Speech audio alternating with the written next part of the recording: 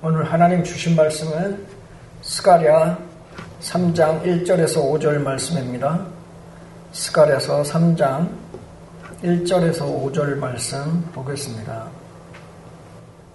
우리 다 찾았으면 우리 한 목소리로 함께 읽겠습니다. 대제사장 여호수아는 여호와의 천사 앞에 섰고 사탄은 그의 오른쪽에 서서 그를 대적하는 것을 여호와께서 내게 보이시니라. 여호와께서 사탄에게 이르시되 사탄아, 여호와께서 너를 책망하노라. 예루살렘을 택한 여호와께서 너를 책망하노라. 이는 불에서 꺼낸 그슬린 나무가 아니냐 하실 때에 여호수아가 더러운 옷을 입고 천사 앞에 서 있는지라.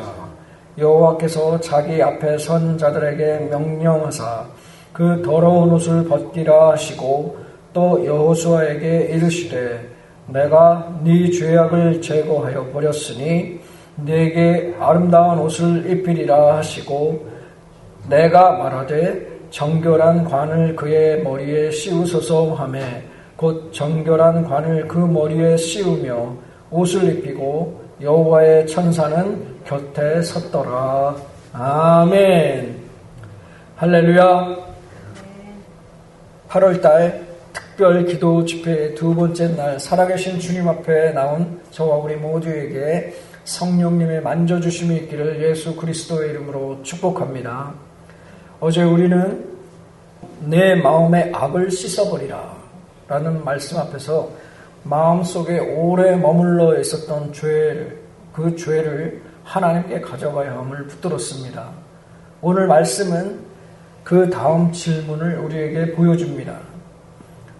내 죄와 수치가 하나님 앞에 드러날 때에 하나님은 나를 어떻게 대하시는가? 라는 것입니다. 오늘 우리는 스가랴 3장 이 본문 말씀을 통해서 그 하나님의 마음을 보려고 합니다. 스가랴서는 바벨론 포로에서 돌아온 그 유다 백성에게 주어진 말씀입니다. 이스라엘 백성은 죄와 불순종 때문에 바벨론 그 포로로 끌려갔었습니다. 그러나 때가 되었을 때에 하나님께서는 그들을 다시 예루살렘으로 돌아오게 하셨습니다. 그런데 다 돌아왔다고 해서 모든 것이 곧바로 회복된 것은 아닙니다. 예루살렘으로 돌아왔지만 성전은 아직 완전히 회복되지 않았습니다. 예배도 무너져 있었고 백성들의 마음에는 포로 생활의 그 상처가 남아 있었습니다. 무엇보다도 그들 안에는 죄의 수치가 남아 있었습니다. 그래서 그들은 돌아왔지만 당당하지가 못했습니다. 하나님 앞에 다시 서야 하는데 자기들의 더러움을 알고 있었기 때문입니다. 예배를 다시 세워야 하는데 자신들의 죄가 너무 크게 느껴졌습니다. 바로 그때에 하나님께서 스가랴 선지자에게 한 환상을 보여주십니다. 그것이 오늘 본문의 내용입니다. 오늘 본문 1절은 이렇게 말씀합니다. 대제사장 여호수아는 여호와의 천사 앞에 섰고 사탄은 그의 오른쪽에 서서 그를 대적하는 것을 여호와께서 내게 보이시니라 말씀합니다.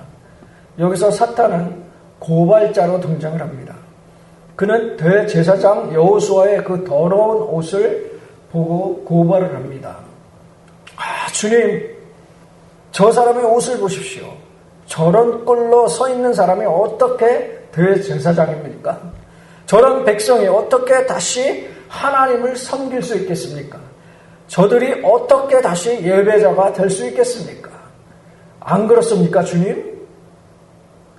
이 사탄의 말이 완전히 거짓처럼 보이지는 않습니다. 왜냐하면 대제사장 여호수아가 실제로 더러운 옷을 입고 있었기 때문입니다. 백성에게 실제로 죄가 있었기 때문입니다. 수치가 있었기 때문입니다. 무너진 그들의 과거가 있었기 때문입니다. 이것이 사탄의 무서운 방법입니다. 사탄은 없는 죄만 만들어 고발하지를 않습니다. 때로는 실제 죄를 붙잡고 고발을 합니다. 실제 실패를 붙잡고 고발을 합니다. 실제 부끄러운 그 기억을 붙잡고 저와 우리 모두를 공격을 합니다. 야, 너는 또 넘어졌냐? 너 어째서 이렇게 변하지가 않냐?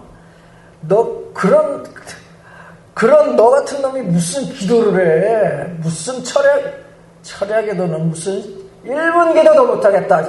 너 같은 놈이 어떻게 예배를 드렸나? 너 같은 놈이 어떻게 하나님께 쓰임을 받겠냐고. 안 그래? 대답을 해봐. 입이 달렸으면 말을 좀 해봐. 네가 무슨 자격으로 하나님께 나아가냐고. 그렇게 넘어지고 하나님 앞에 어떻게 나아갈 수 있냐고. 너는 하나님 앞에 설 수 없는 놈이야. 성도들의 마음에도 이런 고발이 들릴 때가 있습니다. 기도하려고 하면 자꾸 과거에 저지른 그 죄가 떠오릅니다. 예배하려고 하면 실패했던 그 기억이 자꾸 납니다. 하나님께 가까이 가려고 하면 마음속에서 자꾸 그런 소리가 들리는 것입니다. 그러나 사랑하는 성도 여러분, 여기서 우리는 아주 중요한 것을 분별을 할 줄 알아야 합니다. 죄를 깨닫게 하시는 성령의 그 음성과 우리를 무너뜨리려고 하는 그 사탄의 고발은 다른 것입니다. 성령께서 죄를 깨닫게 하실 때는 저와 우리 모두를 십자가 앞으로 이끄십니다.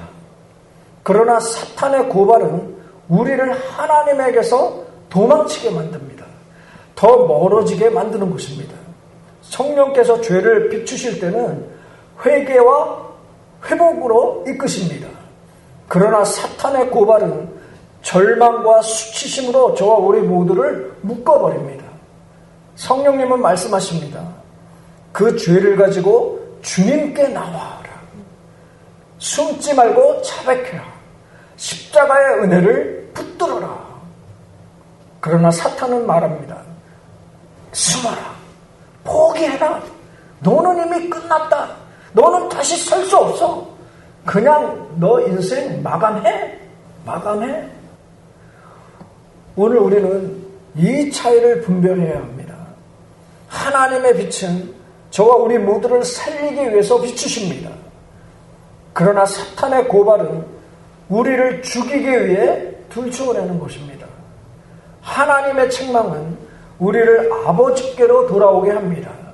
그러나 사탄의 그 정죄는 저와 우리 모두를 아버지에게서 더 멀어지게 만들어버리는 것입니다. 그러므로 오늘 죄가 생각나고 수치가 생각나고 더러운 옷 같은 나의 모습이 보일 때에 그 자리에서 무너지지 마십시오. 고발의 소리가 들릴 때에 그것을 하나님의 음성으로 착각하지 마시기 바랍니다. 사탄은 더러운 옷을 보고 고발을 합니다. 그러나 하나님께서는 그 고발을 듣고도 자기의 백성을 포기하지 않으십니다. 믿으십니까? 우리가 2절을 보겠습니다. 여호와께서 사탄에게 이르시되 사탄아 여호와께서 너를 책망하노라. 예루살렘을 택한 여호와께서 너를 책망하노라. 이는 불에서 꺼낸 그슬린 나무가 아니냐 하실 때에 말씀합니다. 이 말씀이 오늘 본문의 심장입니다. 하나님은 사탄의 고발을 들으셨습니다. 대제사장 여호수아의 그 더러운 옷도 보셨습니다. 백성의 그 죄와 수치도 아셨습니다. 그런데 하나님은 누구를 책망하고 있습니까? 여호수아를 먼저 책망하지 않으십니다. 사탄을 책망하십니다. 사탄아, 여호와께서 너를 책망하노라. 그리고 이어서 말씀하십니다. 예루살렘을 택한 여호와께서 너를 책망하노라. 말씀합니다. 여기서 중요한 말씀이 나옵니다. 예루살렘을 택한 여호와. 예루살렘을 택한 여호와. 하나님께서 사탄을 책망하신 이유가 무엇입니까? 하나님께서 예루살렘을 택하셨기 때문입니다. 다시 말하면 하나님은 이렇게 말씀하시는 것입니다. 너희에게 더러운 옷이 있는 것을 내가 다 안다. 너희에게 죄와 수치가 있는 것을 내가 다 안다. 그러나 나는 너희를 포기하지 않았다. 너희는 여전히 내가 택한 백성이다. 사랑하는 성도 여러분, 이것이 하나님의 은혜입니다. 하나님의 선택은 우리의 완전함 그 위에 세워진 것이 아닙니다. 하나님의 선택은 하나님의 은혜와 사랑 위에 세워진 것입니다. 만약에 하나님께서 우리가 완전할 때만 붙드신다면 어느 누가 감히 하나님 앞에 설 수 있겠습니까? 만약에 하나님께서 우리가 한 번도 넘어지지 않을 그때만 자녀로 부르신다면 어느 누가 그 은혜 안에 남을 수 있겠습니까? 저와 우리 모두는 자주 흔들리고 넘어질 때가 있습니다. 부끄러운 옷을 입고 서 있는 것 같은 그런 순간들이 있습니다. 기도할 자격이 없다고 느낄 때가 있습니다. 예배 자리에 앉아 있으면서도 마음은 수치심으로 가득 찰 때가 있습니다. 그러나 예수 그리스도 안에 있는 성도에게 하나님께서는 말씀하십니다. 2절의 마지막에 하나님은 이렇게 말씀하십니다. 이는 불에서 꺼낸 그슬린 나무가 아니냐. 불에서 꺼낸 그슬린 나무. 이 표현은 참 의미 있습니다. 그슬린 나무는 온전해 보이지 않습니다. 탄 냄새가 납니다. 불의 흔적이 남아 있습니다. 보기에는 쓸모없이 보일 수 있습니다. 그러나 중요한 것이 있습니다.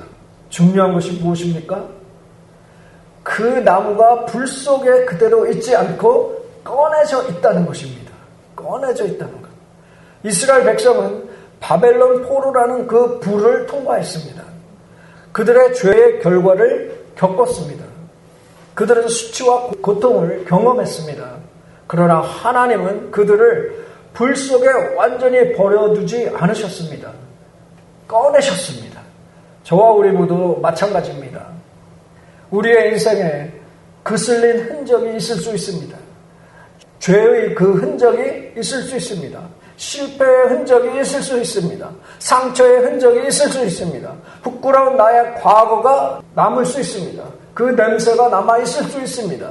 그러나 하나님께서 우리를 불 속에서 꺼내셨다면 아직 끝난 것이 아닙니다. 저와 우리 모두의 삶은 끝난 것이 아닙니다. 사탄은 그슬린 흔적을 보며 말을 합니다. 너는 이제 쓸모없다. 그러나 하나님께서 말씀하십니다. 내가 너를 불에서 꺼냈다. 사탄은 상처를 보며 말합니다. 너는 이제 망가졌다. 그러나 하나님은 말씀하십니다. 내가 너를 다시 세울 것이다. 사탄은 더러운 옷을 보면서 말을 합니다. 너는 하나님 앞에 설 수 없다. 그러나 하나님께서 말씀하십니다. 내가 그 옷을 벗기겠다.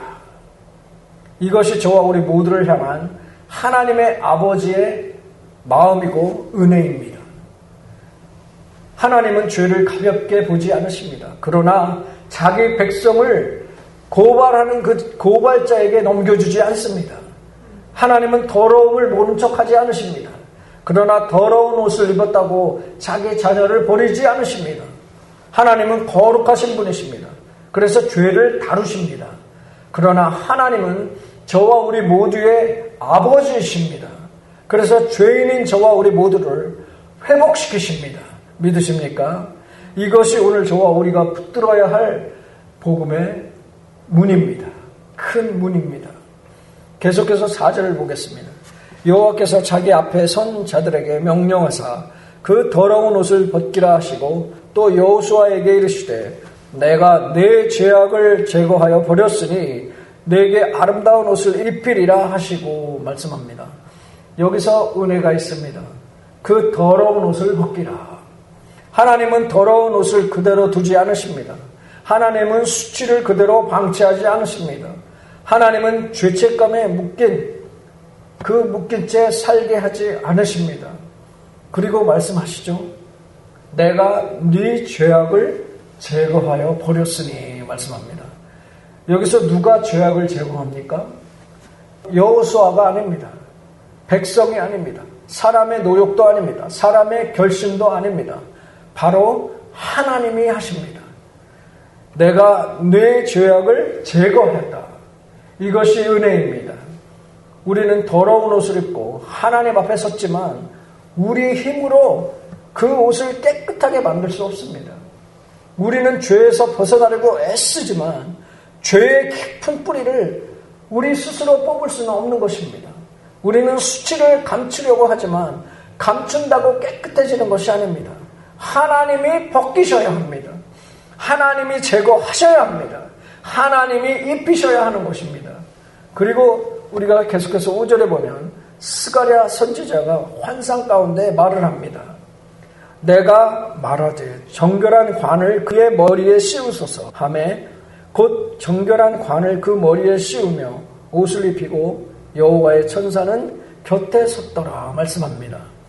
여기서 내가 말하되 라는 것은 스가랴 선지의 말입니다. 스가랴가 그 장면을 보다가 말한 것입니다. 정결한 관을 그의 머리에 씌우소서. 그리고 정결한 관이 씌워집니다. 이것은 단순히 여호수아에게 새 옷만 입힌 장면이 아닙니다. 대제사장으로서 다시 서게 하시는 그 장면입니다. 예배자의 자리로 회복시키시는 그 장면입니다. 사명자의 자리로 다시 세우시는 그 모습입니다. 이것이 하나님의 은혜입니다. 하나님은 우리를 겨우 용서만 하시고 구석에 이렇게 세워두시는 그런 분이 아니십니다. 하나님은 우리를 다시 아버지 앞에 세우십니다. 다시 예배자의 자리로 세우십니다. 다시 은혜의 옷을 입히십니다. 우리가 잘 아는 누가복음 15장의 둘째 아들을 생각해 보기를 원합니다. 그는 아버지의 집을 떠났습니다. 자기에게 나누어준 그 재산을 가지고 먼 나라로 갑니다. 허랑방탕하게 살다가 모든 것을 잃었습니다. 그는 더 이상 아들이라 불릴 자격이 없다고 생각을 했습니다. 그래서 돌아오면서 이렇게 말을 하려고 했습니다. 나를 품꾼의 하나로 부수소. 그렇게 아들은 종의 자리라도 받아주면 감사하겠다고 한 것입니다. 그러나 아버지는 그 아들을 보자마자 종으로 받지 않았습니다. 아들로 맞이를 합니다. 제일 좋은 옷을 입힙니다. 손가락에 가락지를 끼워줍니다. 발에 신을 신겼습니다. 그것은 단순한 환영이 아닙니다. 아들의 신분을 회복시키시는 그 아버지의 은혜입니다. 오늘 스가랴 3장에서도 같은 하나님의 아버지 마음이 나타나 있는 것입니다. 더러운 옷을 벗기십니다. 아름다운 옷을 입히십니다. 정결한 관을 씌우십니다. 하나님은 자기 백성을 수치의 그 자리에서 끝내지 않으십니다. 다시 하나님의 그 은혜의 자리로 부르시는 것이죠. 다시 예배의 자리로 부르십니다. 다시 사명의 자리로 부르십니다. 이것이 저와 우리 모두에게 큰 소망인 것입니다. 우리가 주님 앞에 나아갈 때 하나님은 우리를 부끄럽게 하려고 기다리시는 분이 아니십니다. 하나님은 우리를 다시 입히려고 기다리시는 그 아버지이십니다. 아멘이십니까? 사랑하는 성도 여러분, 그런데 오늘 본문을 통해서 우리는 반드시 복음을 보아야 합니다. 아버지가 탕자에게 입혀준 그 아름다운 옷, 하나님께서 대제사장 여호수아에게 입혀주신 그 빛나는 의의 겉옷은 결코 공짜로 주어지는 것이 아닙니다. 우리가 어떻게 감히 이 영광스러운 새 옷을 입고 다시 하나님의 자녀로 설 수 있겠습니까? 우리의 죄가 그냥 사라지는 것이 아닙니다. 우리의 수치가 아무런 대가 없이 없어지는 것이 아닙니다. 우리의 더러운 옷을 벗기시기 위해서 누군가가 그 수치를 담당하셔야 했습니다. 우리가 평생도록 입고 부끄러워하며 지옥까지 끌고 가야 할 그 더러운 수치의 옷을 누군가 대신 입고 십자가에서 갈기갈기 찢기셨기 때문입니다. 그분이 바로 예수 그리스도이십니다.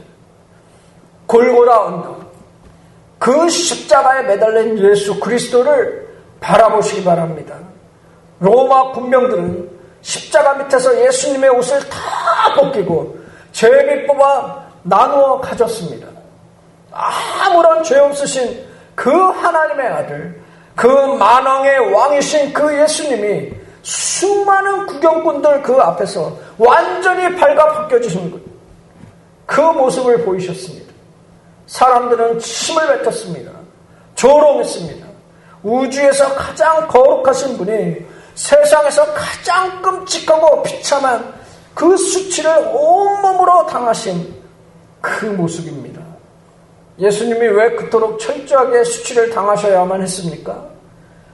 바로 내 영혼이 입고 있는 이 냄새나는 죄의 그 옷을 우리 주님이 대신 입으셨기 때문입니다.